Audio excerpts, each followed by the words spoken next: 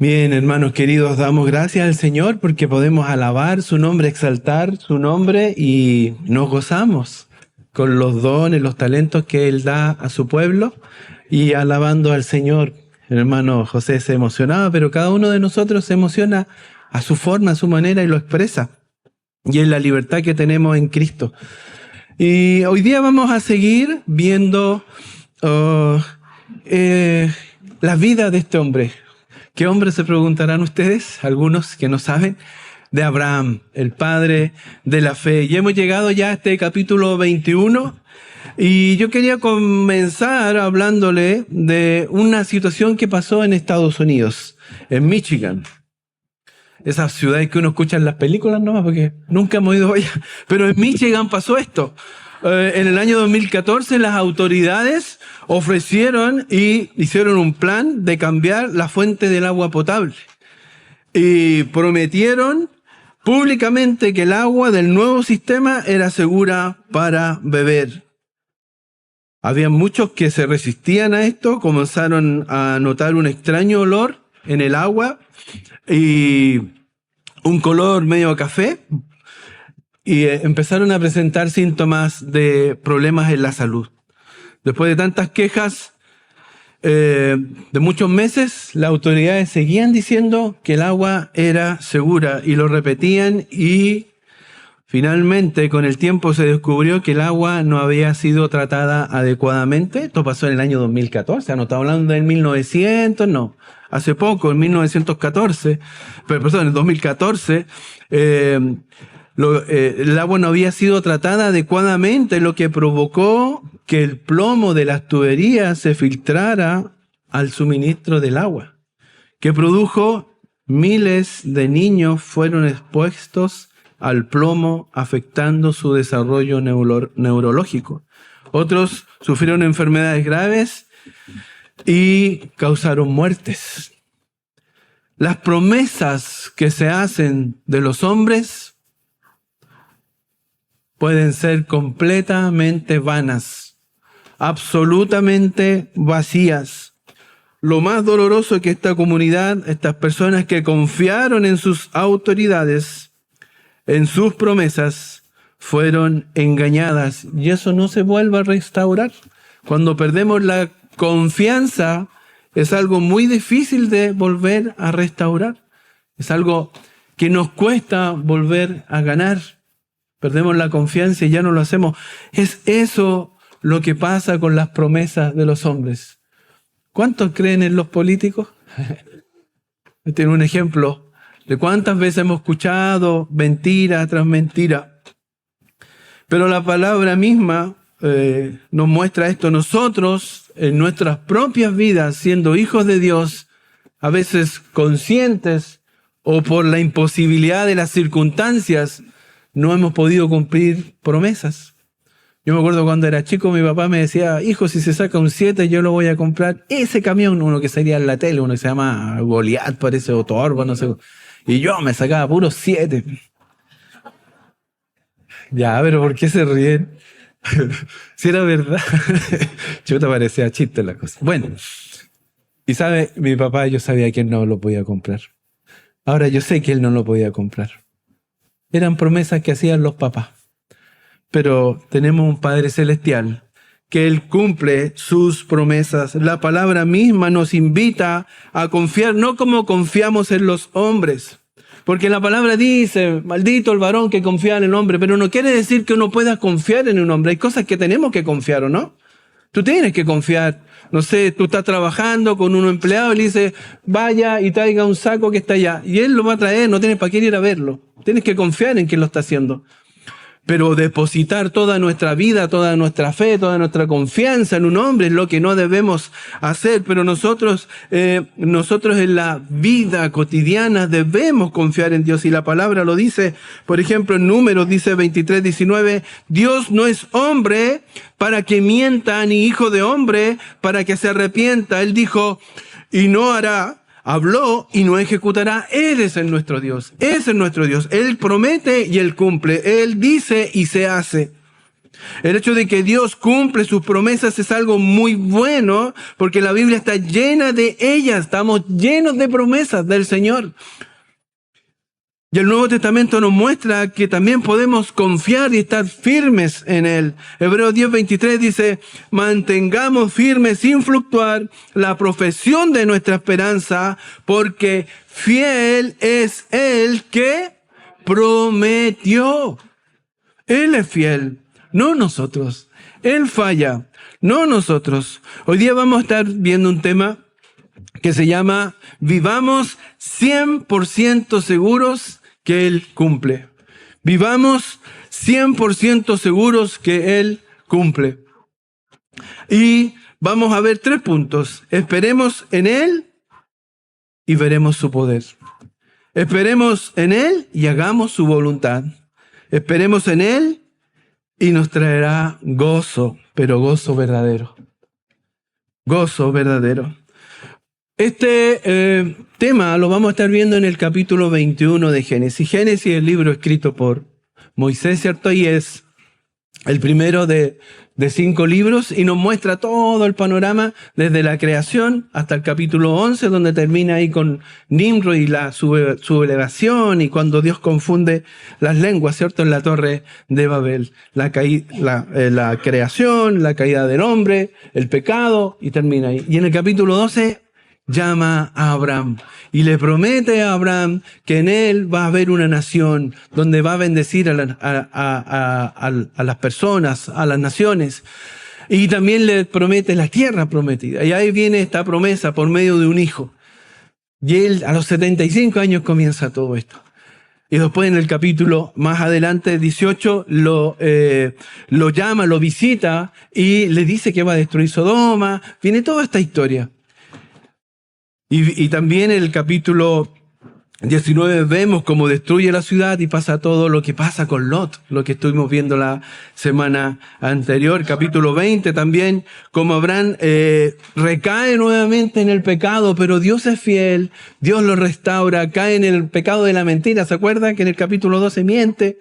Ahí le dice a Sara que mienta porque no es que no es su mujer, sino su hermana, y lo vuelve a hacer con Abimelech. Lo hizo con Faraón y ahora lo hace con Abimelech.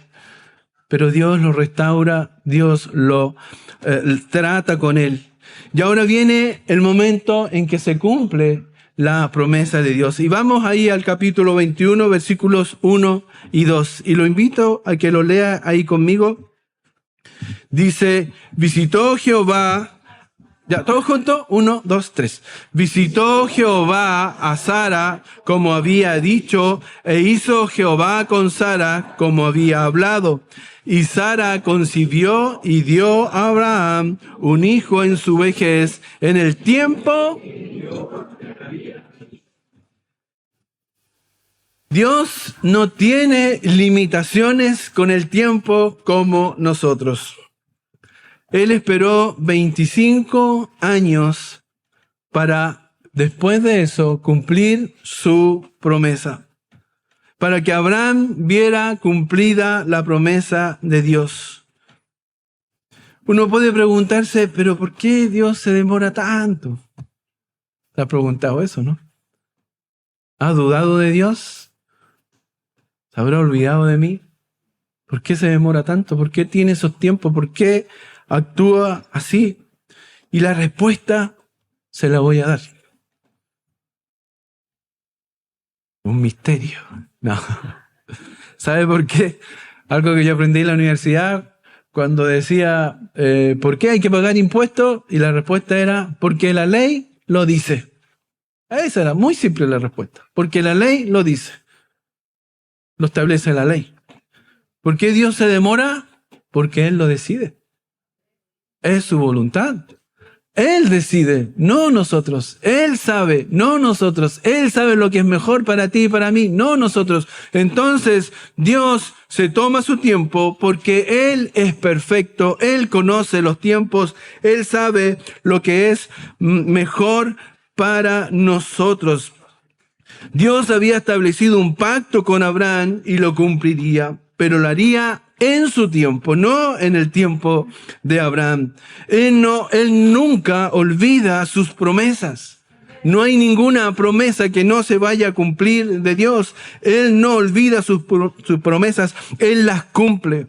Pero es importante considerar ciertas cosas de la voluntad de Dios. Primero, que Dios no está contra el tiempo como nosotros. Nosotros vivimos apurados, vivimos estresados, vivimos contra el tiempo porque el tiempo nos va atrapando, nos va pillando. Nosotros vemos todos los acontecimientos desde la perspectiva limitada del tiempo. Pero Dios no está limitado por esa perspectiva. Dios no tiene ese problema del tiempo. Nosotros que estamos limitados por el tiempo sentimos frecuentemente que la espera es como una eternidad. Esperamos y se nos hace una eternidad. Se nos hace interminable el tiempo cuando estamos esperando. ¿Se acuerda cuando nació su hijo, su hija? ¿Cuánto tiempo esperó? Se hace eterno. Una linda espera. Pero hay situaciones tristes. Me acuerdo cuando se operó mi señora, no salía nunca de la operación y estábamos todos afuera. Estaba el pastor Miguel, la hermana Albesia, mis hijos estaban chicos y estuvimos esperando. Y por algún motivo se retrasó y uno empieza a darle vuelta. Es una espera interminable y nosotros nos cuestionamos si Dios se habrá retrasado. Pero los hijos de Dios que tienen una relación profunda con Dios han aprendido a esperar en lugar de desesperarse. Han aprendido a esperar y confiar. ¿Por qué? ¿Y por qué nos cuesta? Porque, hermano, somos hijos de la generación del microondas. Su mamá y mi mamá y nuestros abuelitos y los anteriores, cuando había que cocinar, había que cocinar. Hoy día nosotros, ¿qué queremos? Hoy, 5 minutos, 2 minutos en el microondas y ya está listo. Porque así es la vida del día de hoy. Todo es rápido y esperamos que así sea la voluntad de Dios. Y Dios te dice, no, en mi tiempo lo voy a hacer. Porque mi tiempo es el tiempo correcto, no tu tiempo, no el tiempo que queramos nosotros. A veces uno tiene unos planes y hace los de la que trabajo en empresas, hagamos una carta Gantt y pongamos acá lo que va a pasar este mes y el próximo mes y hagamos un programa. Esas cosas nunca se cumplen. Nunca, por más que usted programe algo, nunca va a salir a la fecha. Porque usted programa. Pero Dios es el que hace las cosas y hace cómo funciona, porque se hace conforme a su tiempo. Dios nunca olvida una promesa. Siempre podemos confiar en Dios. La gente se olvida, pero la memoria de Dios nunca se desvanece. Él sabe todo y conoce todo y nunca va a olvidar lo que ha prometido. Todo se cumplirá a su tiempo. Nada se le olvidará, nada lo sorprenderá. A Dios no lo sorprende, a nosotros nos sorprenden todas las cosas. Ayer nos reíamos porque estábamos hablando con un hermano en la iglesia, allá en el campamento de Pirque por la actividad de los jóvenes y yo le dije, oye, ¿y qué almorzaron? Porque había que llevar almuerzo. ¿Y qué almorzaron ustedes? No, traíamos completo. Y la señora me dijo, pero ¿sabes qué nos pasó? Que llegamos acá, teníamos las vienesas listas, cocinadas, listas, y llegamos acá y miramos y hoy no trajimos las vienesas. Porque se nos olvidan las cosas. A todos nos pasa, ¿no? No, y lo peor de todo, cuando uno cree que se olvidó algo, corté el gas. ¡Oh, qué terrible! ¿Desenchufé la plancha? ¿Usted cree que a Dios le pasa eso? No. Él promete, Él cumple, Él lo hace conforme a su tiempo. Y Él tiene una promesa para nosotros. Porque yo, el Señor, en 1 de Tesalonicenses 4, del 16 al 18, dice, porque yo, el Señor mismo, con voz de mando, con voz de arcángel y con trompeta de Dios, descenderá del cielo y los muertos en Cristo resucitarán primero. Luego nosotros, los que vivimos, los que hallamos, los hayamos quedando, seremos arrebatados y juntamente con ellos en las nubes para recibir al Señor en el aire y así estaremos siempre con el Señor. Por tanto, alentaos los unos a los otros con estas palabras, con esta promesa. Esa debe ser nuestra esperanza, un día estar con el Señor en la gloria. ¿Y por qué no ser de esa generación bendita, bendecida, de que estemos cuando venga el Señor por su pueblo? El Señor es bueno y lo va a hacer en su tiempo, no en nuestro tiempo. Pero ¿cuál debe ser nuestra oración? Ven, Señor Jesús. Ven, Señor Jesús. Tu iglesia te espera. Tercero, las promesas de Dios están vinculadas a un contexto, y eso para que no se malentienda, para que usted no entienda incorrectamente las promesas de Dios, porque hay personas que se atribuyen promesas que no corresponden. Esto significa que existen promesas universales, como por ejemplo la de Mateo 11:28, que dice: venid a mí todos los que estáis trabajados y cargados, y yo os haré descansar. Amén. Esa es para ti y para mí, porque es una invitación que está haciendo el Señor y Él la está prometiendo. Esta promesa usted la puede reclamar para sí, pero hay otras que no, que son con un destino específico. Por ejemplo, la de Éxodo 3:17 dice: y he dicho, os sacaré de la aflicción de Egipto a la tierra del Cananeo, del Eteo, del Amorreo, del Fereceo, del Jebeo y del Jebuseo, a una tierra que le fluye leche y miel. Esa promesa es para ti, la podemos aplicar, que el Señor nos va a llevar a un lugar mejor, a una tierra prometida que está con Él.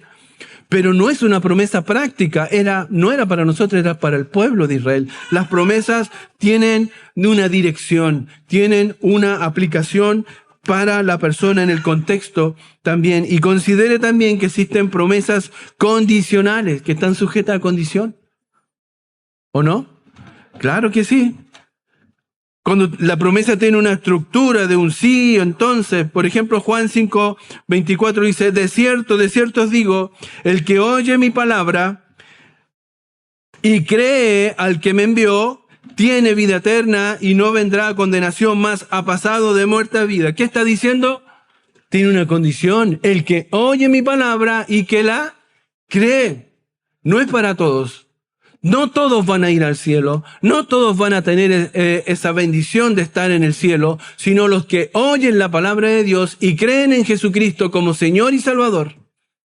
Esa es la promesa, condicionada. Entonces, debido a que Dios no olvida sus promesas, Abraham y Sara no tenían razón alguna para dudar. Pero ¿qué es lo que nos cuenta la historia? Ahora, una advertencia: usted no es mejor y ni yo soy mejor que Abraham y Sara. ¿Y qué hicieron ellos? Lamentablemente, si no tenían razones para dudar, porque Dios prometió, porque Dios había comprometido su palabra, ellos igualmente dudaron de la provisión de Dios, y Abraham corrió a esconderse a Egipto. Esto estaba en el capítulo anterior. Sara tuvo la magnífica idea, o la mala idea realmente, de pedirle a Agar, su sierva, que se acostara con Abraham para que tuvieran un hijo, porque probablemente la promesa era por ahí. Y Dios lo tuvo que corregir, pero nació Ismael igualmente, pero hubo problemas con ese bebé, porque no era el hijo de la promesa. Y luego nuevamente Abraham huye por temor a no tener la provisión, por temor donde estaba, huye a la tierra donde estaba Abimelech. ¿Por qué? Porque ellos, al igual que nosotros, no confiamos 100% en las promesas de Dios. No lo hacemos. Pero debido a que Dios es fiel y Él cumple sus promesas, hizo que Sara en su vejez concibiera a un hijo. El versículo 2 nos dice que lo hizo en su tiempo y en el tiempo de Dios. Dice: y Sara concibió y dio a Abraham un hijo en su vejez, en el tiempo que Dios le había dicho. La frase surge de una palabra hebrea que significa, que no se refiere a cualquier tiempo, sino a un momento específico, previamente definido, determinado y establecido por Dios.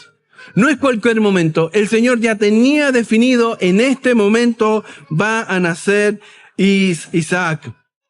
Y hace 25 años atrás, la pareja elegida por Dios ya tenía definido un día. Hermano, Dios ya tiene definido un día para ti, para cumplir sus promesas, para hacer su voluntad. Nosotros tenemos que solo esperar y confiar en Él. En un instante, Él cumplió su promesa. Ese día que Él tenía definido. Esta palabra que sale aquí en el tiempo de Dios también se usa muchas veces en Eclesiastés. Todo tiene su tiempo. Esa es la idea. En el momento que Dios determina, se va a cumplir su palabra. Entonces, es una advertencia también para nosotros que nos complica. ¿Qué es lo que nos complica? ¿Sabe lo que nos complica? A nosotros nos gusta hablar de que Dios es amor, de que Dios es justo, de que Dios es misericordioso, de que Dios es un Dios de gracia. Amén. Pero lo que más le molesta a la gente, y a nosotros a veces también inconscientemente, es cuando tenemos que aceptar que Dios es soberano. Que Dios es soberano. Porque Él hace como quiere, porque a nosotros nos gusta nuestra autonomía, nos gusta hacer nuestra propia voluntad, pero quiero que considere lo siguiente. El control soberano de Dios no necesariamente invalida ni pasa por encima de nuestra capacidad de decidir o de determinar nuestro propio futuro. Dios respeta nuestras decisiones y nuestro libre albedrío, pero Él hará y cumplirá su plan en nosotros. Él lo va a hacer. Está en usted hacerlo de acuerdo a la voluntad de Dios, pero Él va a cumplir su plan. Él va a hacer su plan. Yo creo que usted tiene en su mente, ya está pensando ejemplos, ¿o no? ¿Qué ejemplo más claro que el de Samson? ¿O no? Hizo lo que quiso, pero finalmente Dios cumplió su plan en su tiempo y en el momento que Él quería. Samson siempre tuvo la oportunidad de hacer la voluntad de Dios, pero siempre hizo lo que Él quiso. Pero Dios hizo su voluntad en su tiempo y cuando Él tenía planeado. Dios respeta nuestras decisiones. La autonomía humana está demasiado sobrevalorada. Oh, es que yo quiero tomar mis propias decisiones. ¿Tú sabes todo lo que hay que saber para tomar una decisión? Ni el más erudito tiene toda la información. Ni el más seco tiene toda la información. Ni el más capo tiene la información. Ni el más letrado, ni el que más estudiado tiene toda la información. ¿Usted se ha dado cuenta? ¿Se acuerda cuando fue el terremoto, el 27F? Y entró el mar por todos lados, pero hay una playa ahí en Tomé que no entró y le preguntaban a los especialistas. ¿Ustedes lo vieron eso, no?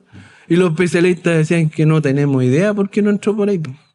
Y los especialistas, por los que son eruditos, los peritos, los secos, los que más saben. Pero yo sí sé a quién preguntarle que sabe por qué no entró ahí. Dios. Él sabe. ¿Por qué pasó eso? ¿Dónde pasó? ¿Y qué pasó con cada una de las personas? Él lo sabe todo y nosotros sobrevaloramos nuestra capacidad de decidir y de tomar sabias decisiones. Eso está sobrevalorado. ¿No es mejor confiar en el que sabe? ¿No es mejor confiar en el que tiene toda la información? ¿No es mejor confiar en el que tiene todo el control? Pero no, queremos tener nosotros porque yo tomo buenas decisiones. Soy seco. No, yo no. El Señor es seco. El Señor es bueno. El Señor sabe. En Él debemos confiar. Tercero, nuestro deseo de autonomía es solo una manifestación de nuestro egoísmo. Demasiada gente cree que el universo gira en torno a ellos. Pero recuerde que somos una pequeña mota arriba de otra pequeña mota que es la Tierra y somos un punto. Somos nada en el universo. Somos nada. No somos nada. ¿Usted ha visto las fotos de este viaje del Artemis? Cuando llegan por atrás de la luna y muestran la Tierra y se ve una cosita celeste así media azul, una pelotita. Eso somos. Y adentro de esa pelotita estamos nosotros moviéndonos. No somos nada. Somos microscópicos. Pero nos creemos el centro del universo. Hay reyes o presidentes ahora que se creen el centro del universo. Pero el Jehová, el Señor, es el que saca reyes y quita reyes y Él hace su voluntad. Él es soberano. Se da cuenta que cuando esperamos en Dios podemos ver su gloria y su poder. Abraham tenía 100 años, Sara tenía 90 y Dios cumplió su promesa en su tiempo. Cuando esperamos el tiempo de Dios, vemos su gloria, vemos su poder. ¿Usted ha visto el poder de Dios obrando en su vida? Sí.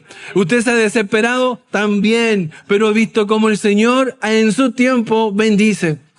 En su tiempo bendice. Todavía me acuerdo, no me quería atrasar, pero igual lo voy a contar. Cuando estuve un tiempo sin trabajo, tuve como 6 meses sin trabajo. Y yo desesperado oraba al Señor, pero después sacaba cuenta y nunca me faltó. Nunca me faltó nada. El Señor siempre provee, siempre cuida, siempre está ahí. Yo no desesperado, pero si el Señor no se ha visto un justo desamparado y uno se olvida de todo eso. El Señor bendice y no tengo ni una duda que cada uno de ustedes tiene su propio testimonio, su propia experiencia viendo la fidelidad del Señor. El Señor cumple y cuando el Señor cumple, vemos su gloria, vemos el milagro, vemos cómo Él actúa. Abraham esperó 25 años y ¿sabe de qué es lo que me recuerdo? Cuando uno ve la gloria de Dios, cuando Jesús le dice, en Juan 11:38, Jesús, profundamente conmovido, otra vez vino al sepulcro. Era una cueva y tenía una piedra puesta encima. Dijo Jesús, quitad la piedra. Marta, la hermana del que había muerto, le dijo, Señor, yede ya. Porque es de 4 días. Jesús le dijo, ¿no te he dicho que si crees, verás la gloria de Dios? Cristo se tomó todo el tiempo. Y los discípulos dicen, pero ¿por qué si te avisaron que estaba grave? Tomó todo el tiempo. Se demoró 4 días. Llegó allá, vio cómo la gente lloraba por su amigo. ¿Y qué hizo? El milagro. Vio la gloria de Dios. ¿No te he dicho que si crees, verás la gloria de Dios? ¿Quieres ver la gloria de Dios? Cree en el Señor Jesucristo. Si quieres ver la gloria de Dios, cree en su poder, en su capacidad que Él tiene. Él es todopoderoso, Él es grande y maravilloso. Si tú eres hijo de Dios, descansa en Él, confía en Él y verás la gloria de Él. Si no eres hijo de Dios, el Señor te dice, confía en mi Hijo. Arrepiéntete de tus pecados, acéptalo como Señor y Salvador, confiesa tus pecados y no vuelvas más a tu vida anterior. Confía en Él y deja que Cristo entre en tu corazón. Es el llamado que hace el Señor y te aseguro que verás la gloria de Dios. Si no en esta tierra, la verás allá cuando partas de acá, porque te da vida eterna. Gracias, Señor. Segundo punto, esperemos en Él y entonces haremos su voluntad. Génesis 21:3-5 dice, y llamó a Abraham el nombre de su hijo que le nació, que le dio a luz Sara, Isaac. Y circuncidó a Abraham a su hijo Isaac de 8 días como Dios le había mandado. Y era Abraham de 100 años cuando nació Isaac su hijo. 100 años tenía. Uy, harto año, ¿no? 100 años. Cuando Abraham vio el milagro, cuando Abraham vio la soberanía de Dios, cuando vio Abraham lo que Dios había hecho, su poder, su fidelidad, ¿qué más le quedaba por hacer que obedecer y someterse al mandato de Dios? Porque lo vemos, porque Dios es poderoso y Él lo vio cómo actúa.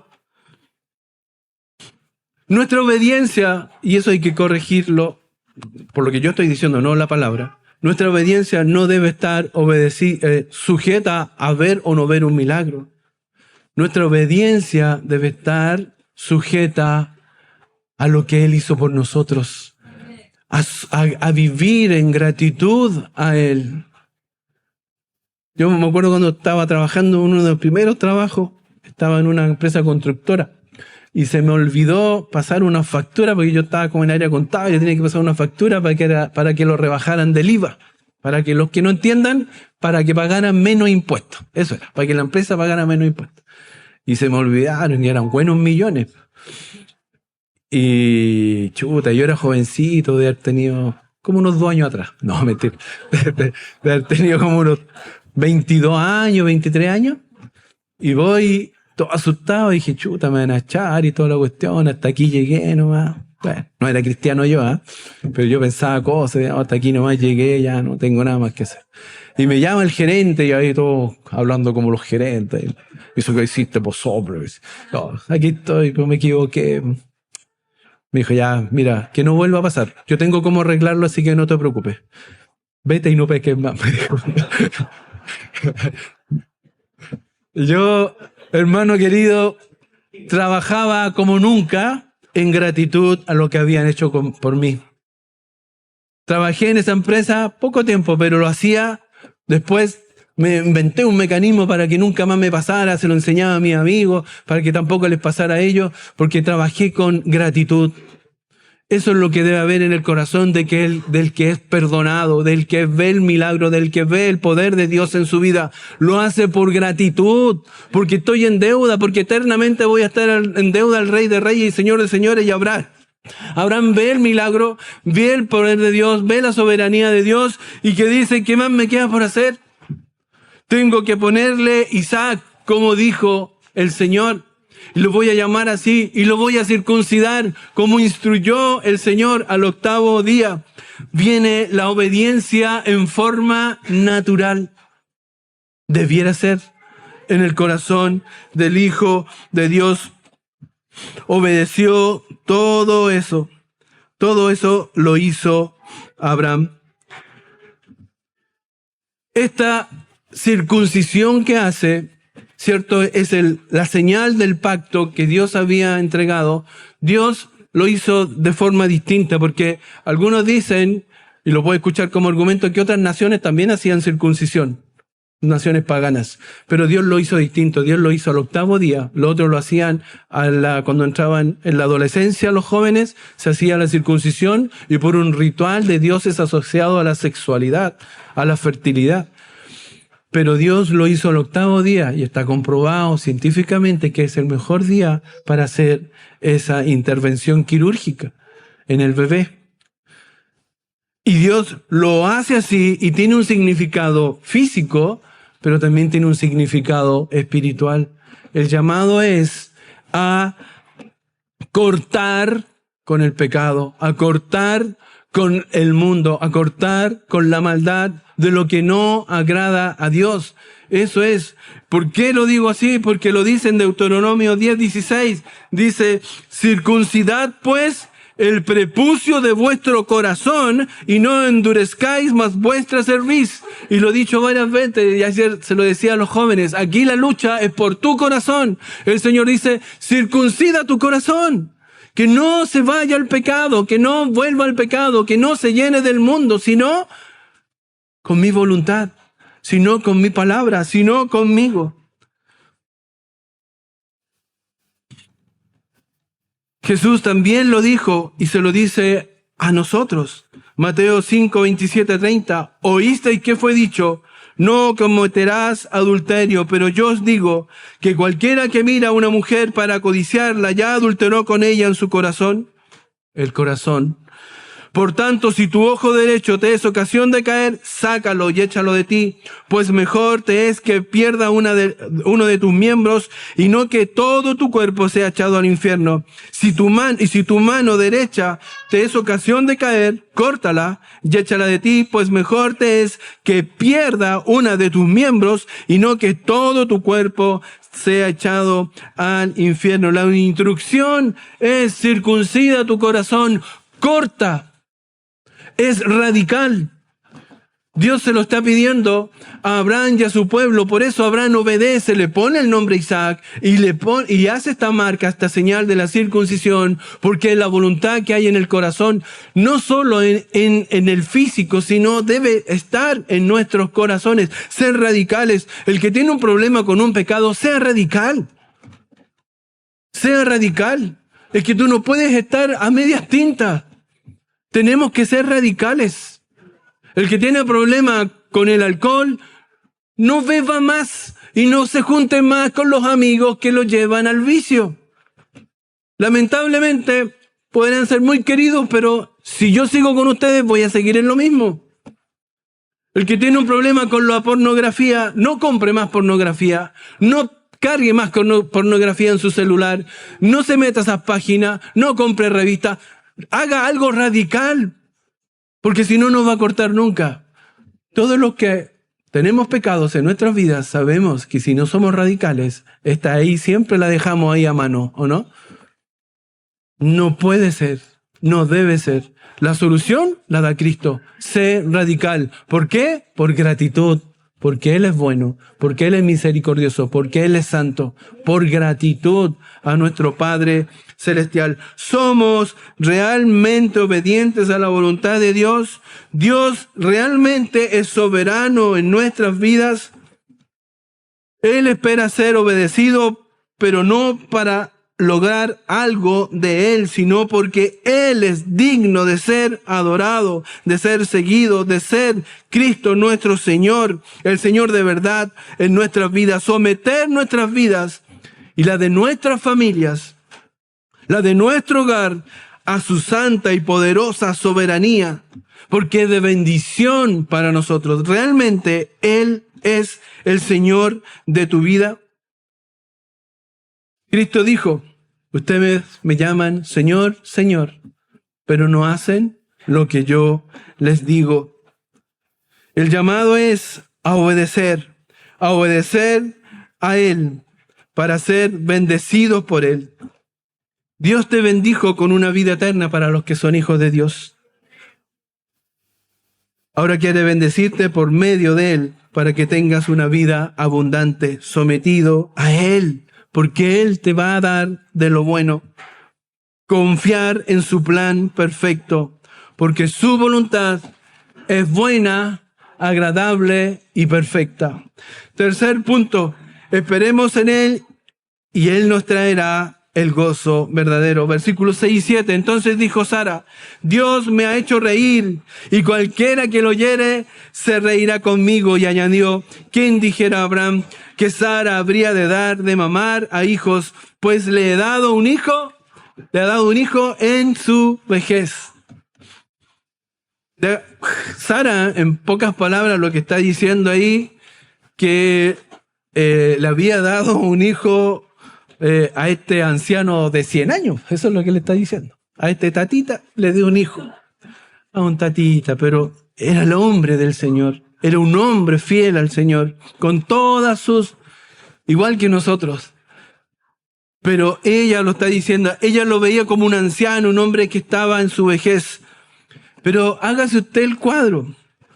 Si usted ve entrar un anciano de 100 años y una señora de 90 años, hoy en día, manejando un auto, bajan con su, ¿cómo se llaman esas ahora? Los nidos, ¿no? Canastito, eso, ya, eso para llevar al bebé, baja el coche, el viejito ahí baja el coche, y uno dice, mira, ese es Abraham y Sara, y traen a su hijo Isaac. Eso era lo que había, ¿no? Pero es que es distinto cuando uno lo piensa así, son dos viejitos que están hoy criando a un bebé, dos ancianos, pero Dios les dio la fortaleza, Dios estuvo con ellos, Dios está con ellos y los llenó de gozo. ¿Cuánta alegría debe haber habido en el corazón de Sara después de haber vivido tantos años sin poder tener un hijo, esperando una promesa, y ve que Dios cumple esa promesa? Y el mismo Abraham, cuánto gozo debió haber habido ese día cuando él entendió, no solamente nació su hijo, él comprendió y entendió todo el plan de Dios. No era Ismael, yo estaba mal, mi esposa estábamos realmente mal. Como esas cosas cuando dice, oye, ¿por qué hice eso? ¿Por qué andaba tan perdido? Si Dios iba a cumplir, mira qué bueno era Dios. Y él lo ve y se debe haber llenado de gozo ver cómo su hijo era entregado por Dios para que ellos lo cuidara. Cuánto gozo había en esos corazones. Recuerde que en 3 oportunidades este Isaac había generado risas. No es la primera. La primera vez se ríe cuando Abraham en el Génesis 17, por admiración a Dios, dice la palabra que se ríe. Pero no se ríe en forma burlona ni de incredulidad, sino como que, ¡ay, mira lo que va a hacer Dios! Como con admiración. Fue la primera risa que sacó Isaac No Isaac, obviamente, ¿cierto? La promesa que iba a venir Isaac. La segunda sonrisa que sacó, o risa que sacó, cuando Sara en Génesis 18:12 se ríe, pero ella se ríe no creyendo la promesa de Dios, ya enfrentada por el ángel de Jehová y le responde y le dice, ¿hay algo difícil para Dios? La tiene que llamar y corregir. ¿Hay algo difícil para Dios? ¿No te llega a ti? ¿No me llega a mí? Nosotros a veces creemos que hay cosas difíciles para Dios. Uno dice, un resfrío, Señor, sáname el resfrío. Amén. Pero una enfermedad, un cáncer, no, eso es más difícil. ¿Más difícil para Dios? ¿Por qué es más difícil? ¿Acaso Dios tiene algún problema? ¿Dios tiene un problema para curar un cáncer o curar una enfermedad, un resfrío, una picada de zancudo? ¿Tiene algún problema Dios con alguna enfermedad? Hermano, Él te creó. Él creó el universo. Él creó todo. Él es Dios todopoderoso. No hay nada difícil. Hay algo difícil para Dios, la enfrenta. Y la tercera sonrisa que le saca acá es esta, la de este versículo. Pero ahora la risa de Sara es de alegría y gozo. Y cualquiera que lo oyere reírse se reirá con ella. Dice, por el gozo de la promesa cumplida por Dios. Porque cuando usted viera a estos dos viejitos criando una bobita, le diría, oye, ¿y ese es el nieto? No, es mi hijo. ¿Y cómo? ¿Me lo dio Dios? Y se va a reír con ellos, ¿no? ¡Qué bueno es Dios! ¡Qué maravilloso es Dios! ¡Qué grande es tu Dios! Quiero conocerlo. Porque Él es bueno. ¿Sabe? Ahí estaba leyendo un libro asociado a esto mismo de Charles Swindoll y cuenta que Corrie ten Boom, los últimos días, Corrie ten Boom, una mujer holandesa que cuidó y rescató judíos y después junto a su familia fueron llevados a campos de concentración, murieron todos, es la única que se salvó por un milagro. Y luego viviendo en Estados Unidos ya viejita, estaba congregándose en la iglesia de Charles Swindoll en el último tiempo. Y dice que Charles Swindoll que estaba ahí y andaba sus hijos corriendo por ahí y por allá. Se andaban y ella lo vio como se alegraba con sus hijos. Y ella se acerca y le toma la mano y le dice, apretándole la mano, dice, no lo aprietes muy fuerte con tu mano, sino hazlo en forma holgada. Porque si no lo haces, debes entender que te dolerá mucho cuando ellos tengan que salir de tus manos, porque no son tuyos. Los hijos son prestados. Los hijos son prestados. Herencia de Jehová son los hijos. Tú vas a morir y son de ellos. Son de él, perdón. Tus hijos son de Dios. Tus nietos son de Dios. Son bendición de Dios. No son tuyos. No son tuyos. Y es nuestra bendición. Todo es de Él. Todo es para Él. Dice Romanos, porque de Él y para Él son todas las cosas. A Él sea la gloria por los siglos de los siglos. Amén. Los hijos son del Señor. Abraham y Sara criaron a Isaac. Pero era de Dios, es de Dios, tus hijos son de Dios. Aquí hay varios bebés, tuvimos la bendición de muchos bebés el año pasado.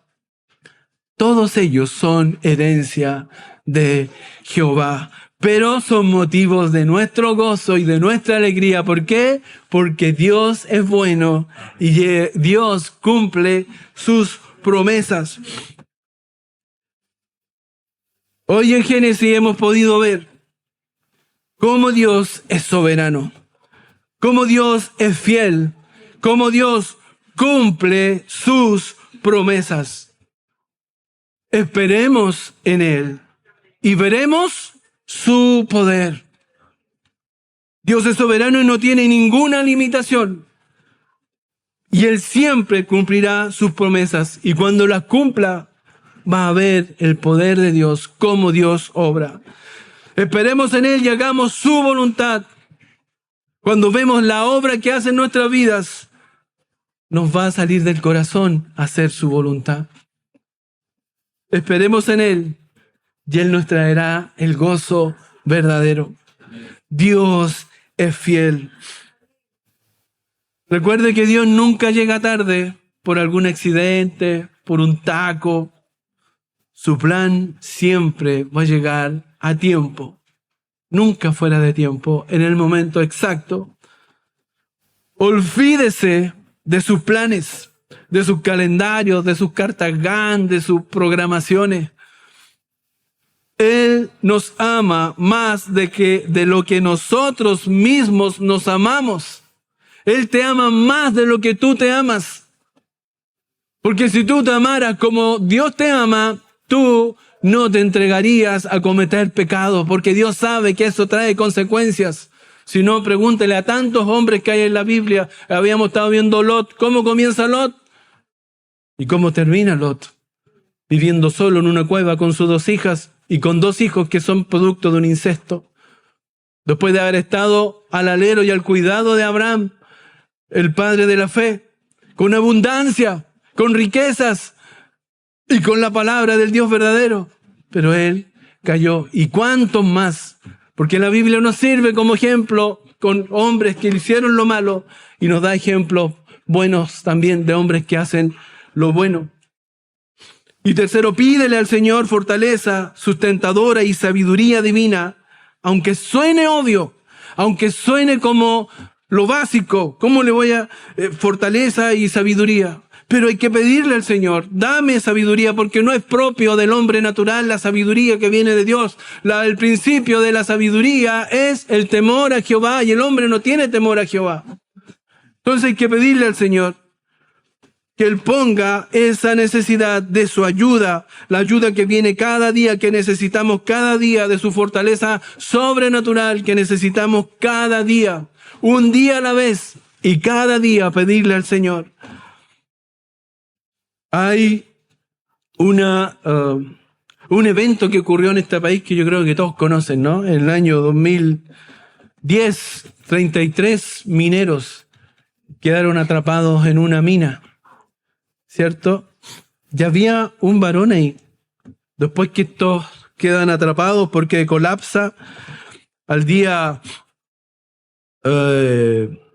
17, sin contacto, en completa oscuridad, con temperaturas extremas y muy poco alimento,